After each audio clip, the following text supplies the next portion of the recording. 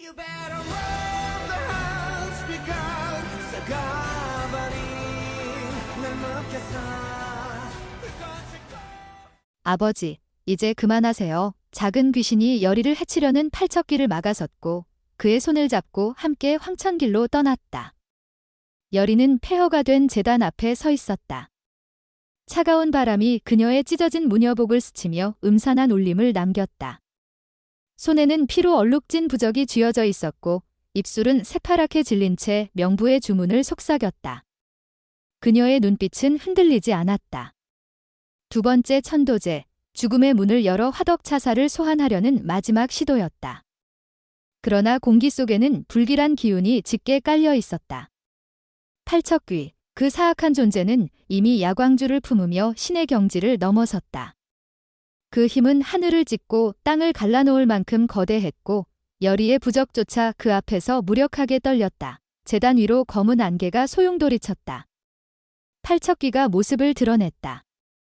그 형상은 더 이상 인간의 것이 아니었다. 쑥대 같은 피부는 핏줄처럼 갈라졌고 눈동자는 황천의 불길로 타올랐다. 야광주의 기운이 그 몸을 휘감으며 검은 광휘를 뿜어냈다. 여리는 이를 악물고 주문을 이어갔다. 그녀의 목소리는 갈라졌지만 결코 멈추지 않았다. 하늘이 요동치며 번개가 내리쳤고 제단 주변의 결계는 푸른 불꽃으로 타올랐다. 그러나 팔척귀는 그 모든 것을 비웃듯 손짓 하나로 결계를 산산이 부쉈다. 부적은 허공에서 재로 변했고 여리의 몸은 뒤로 튕겨져 돌바닥에 내동댕이 쳐졌다. 그녀는 피를 토하며 일어섰다. 숨결은 거칠었고 온몸은 고통으로 비명을 질렀다. 팔척귀가 천천히 다가왔다. 그 발걸음은 땅을 뒤흔들었고 각 걸음마다 죽음의 냄새가 짙어졌다. 여리의 눈앞이 흐려졌다. 그녀는 알았다. 이번엔 정말 끝이라는 것을. 팔척귀의 손이 그녀를 향해 뻗어왔다. 그 손끝에서 뿜어져 나온 검은 기운은 그녀의 영혼을 집어삼킬 준비를 하고 있었다. 여리는 눈을 감았다. 마지막 순간 그녀의 가슴 속엔 강철의 얼굴이 스쳐갔다. 그의 희생, 그의 따뜻했던 손길이 그녀를 붙잡았지만 이제는 아무것도 그녀를 구원할 수 없을 것 같았다. 그 순간 허공을 가르는 가냘픈 목소리가 울렸다. 어린아이의 떨리는 음성이었다. 그 목소리는 작았지만 마치 천둥처럼 팔척귀의 움직임을 멈추게 했다. 여리의 눈이 휘둥그레졌다. 제단 한쪽, 어둠 속에서 작은 그림자가 걸어 나왔다. 낡은 옷을 입은 어린 망령이었다. 발에는 여리가 선물했던 조그만 신발이 신겨져 있었다. 그 신발은 어머니를 만나러 간다고 했던 그 아이의 유일한 소망이었다. 여리의 가슴이 철렁 내려앉았다. 그 아이가 왜 여기에? 그녀의 머릿속이 혼란으로 소용돌이쳤다. 팔척귀의 눈동자가 아이를 향했다. 그 불타는 눈빛에 갑작스런 동요가 스쳤다. 아이는 두려움에 떨면서도 한 걸음, 또 한 걸음 다가왔다. 그 작은 몸은 바람에도 쓰러질 듯 연약했지만 눈빛만큼은 단호했다. 아이의 입술이 떨리며 무언가를 속삭였다. 그 순간 팔척귀의 몸이 굳었다. 검은 기운이 잠시 멈칫하며 허공에서 흔들렸다. 여리는 숨을 멈췄다. 아이의 목소리가 다시 울렸다. 이번엔 더 또렷했다. 그 말은 팔척귀의 가슴을 꿰뚫었다. 아이의 존재는 단순한 망령이 아니었다. 그 아이는 팔척귀에 잊혀진 과거, 그의 인간이었던 시절의 유일한 흔적이었다. 100년 전 팔척귀는 한낱 인간이었고 그에게는 사랑하는 아내와 어린 아들이 있었다. 그러나 왕가의 배신과 억울한 죽음은 그의 가족을 산산이 찢어놓았다. 아들은 굶주림과 추위 속에서 숨을 거두었고 그 하는 팔척귀의 영혼을 악귀로 만들었다. 여리가 선물했던 신발은 그 아이가 어머니를 찾으려 했던 마지막 소망의 상징이었다. 이제 그 아이가 아버지 앞에 서 있었다. 팔척귀의 눈에서 불꽃이 사그라졌다. 야광주의 광휘마저 흐려지며 그의 몸이 떨리기 시작했다. 아이는 계속 다가갔다. 그 작은 손이 팔척귀의 거대한 손을 잡으려 했다. 팔척귀는 본능적으로 손을 뿌리치려 했지만 아이의 눈빛에 망설였다. 그 눈빛은 증오나 원한이 아닌 순수한 슬픔과 애원으로 가득했다. 아이의 손이 마침내 팔척귀의 손을 잡았다. 그 순간 팔척귀의 몸에서 검은 기운이 폭발하듯 터져나왔다. 그러나 그 기운은 열이를 해치지 않았다. 대신 허공으로 흩어지며 마치 한이 풀리는 듯한 울림을 남겼다. 제단 위로 바람이 불었다. 이번엔 차갑지 않았다. 따뜻한 기운이 아이와 팔척귀를 감쌌다. 팔척귀의 형상이 서서히 변했다. 쑥대 같은 피부는 인간의 살결로 돌아왔고 불타던 눈은 한때 아버지였던 남자의 눈빛으로 바뀌었다. 그는 아이를 내려다보았다.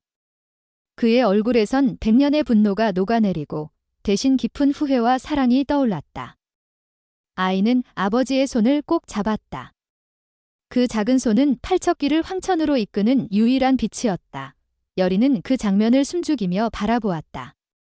그녀의 눈에서 눈물이 흘렀다. 그것은 두려움이나 슬픔이 아닌 기적 같은 구원의 눈물이었다. 팔척귀와 아이는 서로를 마주보며 천천히 제단을 떠났다. 그들의 발걸음은 가볍고 평온했다. 황천의 문이 저절로 열렸다. 문 너머로 은은한 빛이 새어나왔고 두 그림자는 그 빛 속으로 사라졌다. 팔척귀는 더 이상 악귀가 아니었다. 그는 한때의 아버지로 아들과 함께 새로운 안식을 찾으러 떠난 것이다. 제단은 고요로 돌아왔다. 여리는 무릎을 꿇고 앉았다. 그녀의 손에 쥐어진 부적은 이제 따뜻한 온기를 띠고 있었다. 하늘은 다시 맑아졌고 바람은 부드럽게 그녀의 머리카락을 스쳤다. 그녀는 알았다.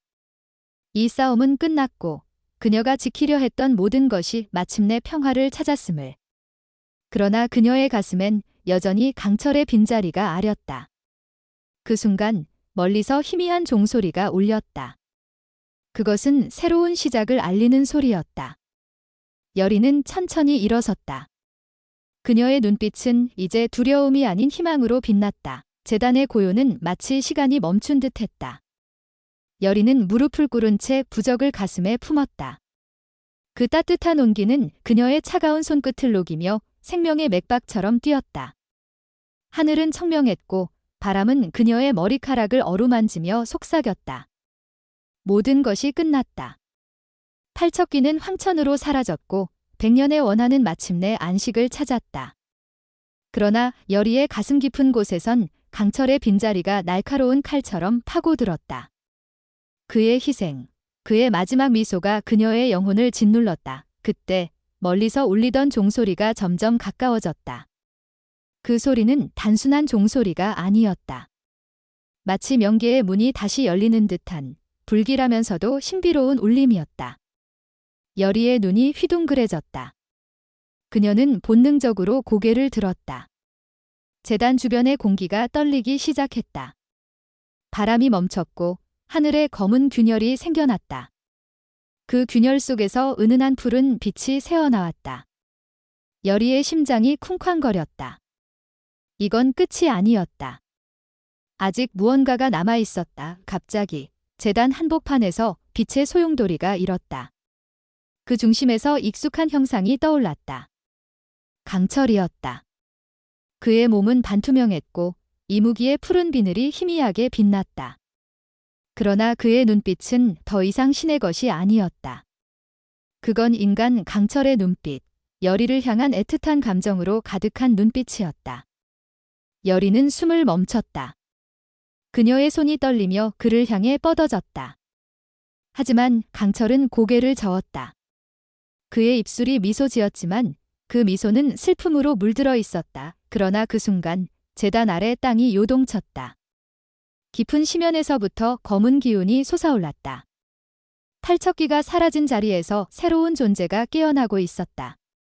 그것은 팔척귀의 잔재도 단순한 악령도 아니었다. 야광주의 힘을 흡수했던 팔척귀의 의식이 명계와 이승의 경계에서 새로운 형체로 재탄생한 것이다. 그 존재는 거대한 그림자였다. 눈동자 없이, 형체 없이, 오직 끝없는 어둠으로 이루어진 괴생명체였다. 그 기운은 하늘을 집어삼킬 듯 거대했고 여리의 몸은 그 압도적인 공포에 얼어붙었다. 그림자는 천천히 그녀를 향해 다가왔다. 그 움직임은 마치 시간을 삼키는 듯했다. 여리는 이를 악물었다. 그녀는 강철의 야광줄을 가슴에 품고 마지막 주문을 준비했다. 그러나 그녀의 몸은 이미 한계에 달해 있었다. 피가 그녀의 입술을 적셨고 그녀의 다리는 힘없이 떨렸다. 그림자가 그녀의 코앞까지 다가왔다. 그 순간 여리의 눈앞에 강철의 환영이 다시 떠올랐다. 그의 목소리가 그녀의 귓가에 속삭였다. 단 한마디였다. 너는 혼자가 아니야. 재단은 다시 고요로 돌아왔다. 여리는 숨을 헐떡이며 무릎을 꿇었다.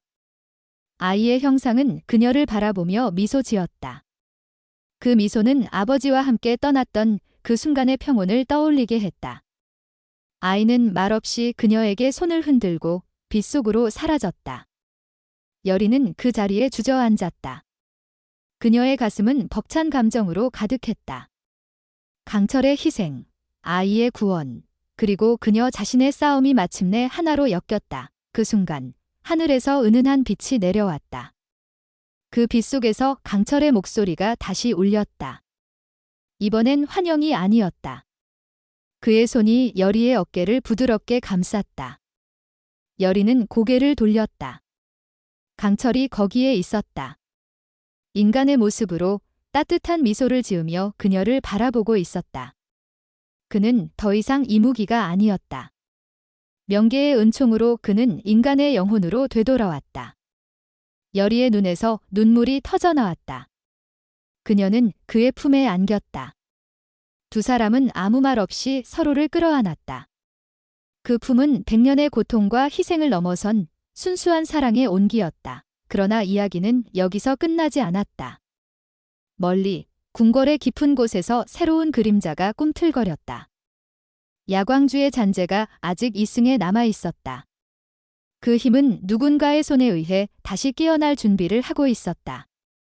여리와 강철은 서로의 손을 잡았다. 그들의 눈빛은 단호했다. 새로운 싸움이 그들을 기다리고 있었다. 하늘은 다시 어두워졌고 바람은 불길한 속삭임을 남겼다. 이 이야기는 끝이 아니라 또 다른 시작이었다.